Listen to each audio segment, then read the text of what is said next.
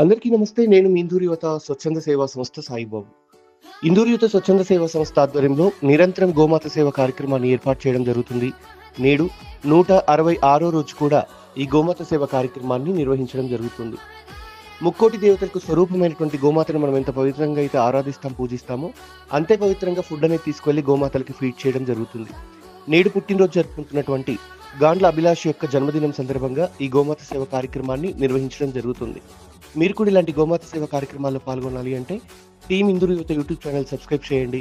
గోమాత సేవ కార్యక్రమాల్లో మీరు కూడా స్వయంగా పాల్గొనండి. కరుణావతారం సంసార